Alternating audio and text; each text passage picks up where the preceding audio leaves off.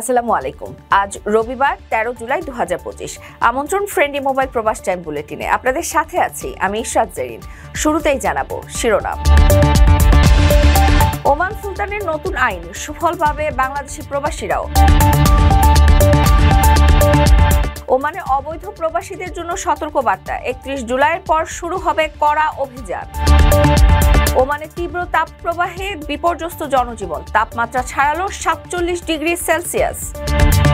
আমিরাত প্রবাসীদের জন্য সুখবর, রেমিটেন্স পাঠাতে থাকছে না অতিরিক্ত ফি। দক্ষিণ কোরিয়ায় প্রবাসীদের জন্য নতুন সুবিধা, মরদেহ পাঠানো হবে সরকারি খরচে। দর্শক দেখছিলেন শিরোনাম, এবারে পুরো খবর। ওমানের সেরা রেট দিচ্ছে বাংলাদেশি প্রতিষ্ঠান গালফ এক্সচেঞ্জ। প্রিয়জনকে টাকা পাঠাতে আজই আসুন আমাদের যে কোনো ব্রাঞ্চে অথবা কল করুন স্ক্রিনে দেয়া নাম্বারে। গালফ এক্সচেঞ্জ, বাংলাদেশিদের প্রিয় এক্সচেঞ্জ। ওমানের সুলতান হাইতাম বিন তারিক সামাজিক সুরক্ষা আইন সংশোধন করে একটি নতুন রয়্যাল ডিক্রি নম্বর 52/2023 জারি করেছেন, যার মাধ্যমে দেশটির সামাজিক সুরক্ষা কাঠামোতে বড় ধরনের পরিবর্তন আনা হচ্ছে। নতুন ডিক্রি অনুযায়ী ওমানি শ্রমিকদের জন্য পেশাগত দুর্ঘটনা ও রোগ সংক্রান্ত বীমা সংক্রান্ত বিধান আগামী 5 বছর পর কার্যকর হবে। অর্থাৎ এই ডিক্রির জারির তারিখ থেকে 5 বছরের মধ্যে এ ধারা চালু হবে। এছাড়া আইনটির তৃতীয় অংশের 6ষ্ঠ অধ্যায় 3 বছর পর কার্যকর হবে। অন্যদিকে 139 নম্বর ধারার প্রথম উপধারা কার্যকর হবে সামাজিক সুরক্ষা তহবিলের বোর্ড নির্ধারিত তারিখ থেকে, তবে সেটি ডিক্রি জারির তারিখ থেকে সর্বোচ্চ 4 বছরের মধ্যে হতে হবে।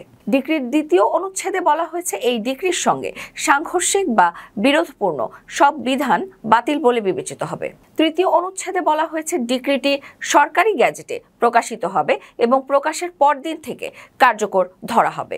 এই সংশোধনীকে ওমানের সামাজিক নিরাপত্তা ও শ্রমনীতির ক্ষেত্রে একটি গুরুত্বপূর্ণ পদক্ষেপ হিসেবে দেখা হচ্ছে। আপনার স্বপ্নগুলো আকাশ ছুবে প্রবাসীর হেলিকপ্টারের মাধ্যমে। বিয়ে, জন্মদিন অথবা যে কোনো বিশেষ প্রয়োজনে হেলিকপ্টার ভাড়া করতে যোগাযোগ করুন স্ক্রিনে দেয়া নাম্বারে। প্রবাসীর হেলিকপ্টার, নিরাপদ ও সাশ্রয়ী বাহনের বিশ্বস্ত নাম। ওমানে শ্রম মন্ত্রণালয় অবৈধভাবে বসবাসরত সকল ব্যক্তি, নিয়োগকর্তা এবং শ্রমিকদের জন্য একটি চূড়ান্ত সতর্কবার্তা জারি করেছে। মন্ত্রণালয় জানিয়েছে, আইনি কর্মসংস্থান অবস্থা সংশোধনের জন্য নির্ধারিত অনুগ্রহের সময়সীমা আগামী 31 জুলাই 2025 তারিখে শেষ হচ্ছে। এই তারিখের পর আর কোনো আবেদন গ্রহণ করা হবে না বলে কঠোরভাবে জানিয়ে দেওয়া হয়েছে। মন্ত্রণালয় সংশ্লিষ্ট সকল পক্ষকে এই চলমান ছাড় এবং মওকুফের সুযোগ গ্রহণ করার জন্য জোর তাগিদ দিয়েছে। বিস্তারিত দেখুন প্রতিবেদনে। ওমানের শ্রম মন্ত্রণালয় দেশটিতে অবস্থানরত অবৈধ প্রবাসী শ্রমিক, নিয়োগকর্তা এবং সংশ্লিষ্ট সকল পক্ষকে 31 জুলাই 2025 তারিখের মধ্যে কর্মসংস্থান সংক্রান্ত আইনি অবস্থা বৈধ করার চূড়ান্ত সতর্কবার্তা দিয়েছে। নির্ধারিত সময়ের পর কোনো আবেদন আর গ্রহণ করা হবে না বলে সাফ জানিয়ে দিয়েছে মন্ত্রণালয়। এই পদক্ষেপটি ওমানি মন্ত্রিসভার অনুমোদিত একটি ব্যাপক ছাড় উদ্যোগের অংশ, যার আর্থিক মূল্য 60 মিলিয়ন ওমানি রিয়াল, প্রায় 156 মিলিয়ন মার্কিন ডলার। মূল লক্ষ্য হল শ্রমবাজারে শৃঙ্খলা ফিরিয়ে আনা, অবৈধ অবস্থান হ্রাস করা এবং শ্রমিক ও নিয়োগকর্তা উভয়ের অধিকার সুরক্ষা নিশ্চিত করা। মন্ত্রণালয় জানিয়েছে, নির্ধারিত সময়ের মধ্যে যে কেউ শ্রমিক কার্ড বা ভিসা নবায়ন করতে পারবে জরিমানা ছাড়াই। আবেদনকারীরা মন্ত্রণালয়ের ওয়েবসাইট ও অনুমোদিত চ্যানেলের মাধ্যমে অনলাইনে প্রক্রিয়া সম্পন্ন করতে পারবেন। বর্তমানে ওমানে বাংলাদেশ, ভারত ও পাকিস্তান সহ বিভিন্ন দেশের প্রায় 14 লাখের বেশি প্রবাসী কর্মরত, যাদের মধ্যে অনেকে এই আইনি ছাড়ের আওতায় পড়ছেন। তাই সংশ্লিষ্ট সবাইকে দ্রুত পদক্ষেপ নেওয়ার আহ্বান জানানো হয়েছে। প্রিয় প্রবাসী, আপনার নিরাপদ ভবিষ্যতের জন্য অর্ধেক দামে আজই ফ্ল্যাট বুকিং করুন।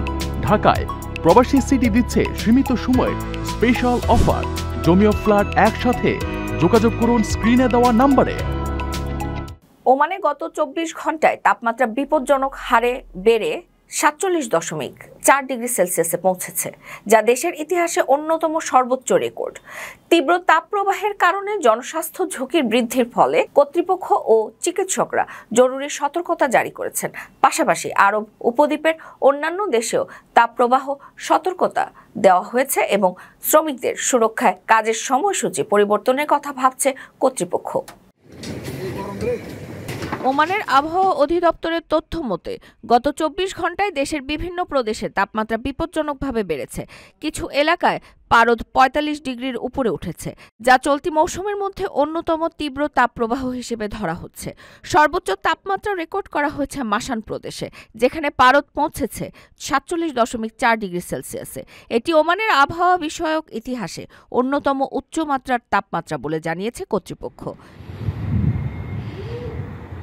চিকিৎসক ও স্বাস্থ্যসেবা প্রদানকারীরা জনগণকে সতর্ক থাকার আহ্বান জানিয়েছে। তারা প্রয়োজন ছাড়া ঘরের বাইরে না যাওয়ার পরামর্শ দিয়েছেন এবং পর্যাপ্ত পানি পান ও রোদ থেকে সুরক্ষার উপর গুরুত্ব আরোপ করেছেন। এদিকে ওমান সহ আরব উপদ্বীপের আরও কয়েকটি দেশে তাপদাহ সতর্কতা জারি করা হয়েছে। গরমের প্রভাব বিবেচনায় নিয়ে শ্রমনির্ভর খাতগুলোতে কাজের সময়সূচি পরিবর্তনের কথা ভাবছে কর্তৃপক্ষ। জননিরাপত্তা ও স্বাস্থ্য সুরক্ষায় সরকারের পাশাপাশি নাগরিকদেরও সচেতন থাকার আহ্বান জানানো হয়েছে। আকর্ষণীয় রেট ও দারুণ সব ডাটা বান্ডেল পেতে আজই ব্যবহার করুন ফ্রেন্ডলি সিম। সংযুক্ত আরব আমিরাতে বসবাসরত প্রবাসীদের জন্য সুখবর। দেশটির মুদ্রা বিনিময় ও ব্যাংকিং খাতের শীর্ষ সূত্র জানিয়েছে, আপাতত রেমিটেন্স পাঠানোর খরচে কোনো অতিরিক্ত চার্জ বৃদ্ধি করা হচ্ছে না। ২০২৪ সালের শুরুতে ১৫% ফি বৃদ্ধির অনুমতি দিলেও বর্তমানে নতুন করে চার্জ বাড়ানোর কোনো পরিকল্পনা নেই, যা প্রবাসীদের জন্য বড় স্বস্তির খবর হিসেবে দেখা হচ্ছে। সংযুক্ত আরব আমিরাতে বসবাসরত প্রবাসীদের জন্য এক সুখবর এসেছে। দেশটির মুদ্রা বিনিময় ও ব্যাংকিং খাতের শীর্ষ সূত্রগুলো নিশ্চিত করেছে, আপাতত রেমিটেন্স পাঠানোর খরচে কোনো অতিরিক্ত চার্জ বৃদ্ধি হচ্ছে না। গালফ নিউজের এক প্রতিবেদনে এ তথ্য জানানো হয়েছে। ২০২৪ সালের শুরুতে ইউএইর কেন্দ্রীয় ব্যাংক কারেন্সি এক্সচেঞ্জ হাউসগুলোর জন্য ১৫% ফি বৃদ্ধির অনুমতি দিলেও বর্তমানে নতুন করে চার্জ বাড়ানোর কোনো সিদ্ধান্ত নেই। ডলারের মূল্য হ্রাস পাওয়ায় অনেক প্রবাসী চিন্তিত ছিলেন রেমিটেন্স ফি আরও বাড়তে পারে কিনা। বর্তমানে বাংলাদেশি টাকায় রেমিটেন্স পাঠাতে গড়ে ১৭ দিরহাম, ভারতীয় রুপিতে ১৮ থেকে ২৫ দিরহাম এবং ফিলিপিনো পেসোতে ২০ দিরহাম ফি নেওয়া হচ্ছে। প্রতিযোগিতামূলক বাজারে গ্রাহকদের আস্থা ধরে রাখতে এই সিদ্ধান্তকে গুরুত্বপূর্ণ বলে মনে করছেন সংশ্লিষ্টরা।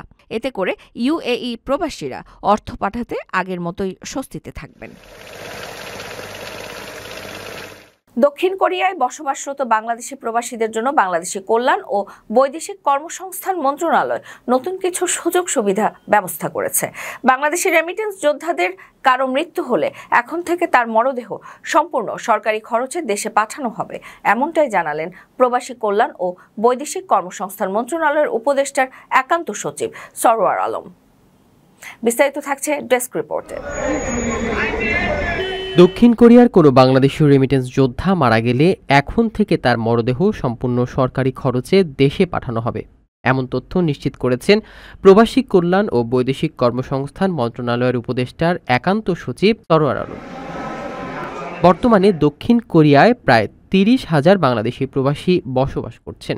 দেশ ও পরিবারের আর্থিক উন্নয়নের লক্ষ্যে তারা পরিশ্রম করে চলছেন, কিন্তু অনেক সময় বিদেশের মাটিতেই ঘটে দুঃখজনক ঘটনা। মরদেহ দেশে পাঠাতে বিপুল অর্থের প্রয়োজন হয়, যা অনেকের পক্ষে সম্ভব হয় না। অর্থের অভাবে মর্গে দিনের পর দিন পড়ে থাকে মরদেহ, কখনো কখনো বাধ্য হয়ে সেখানে দাফন করতে হয়।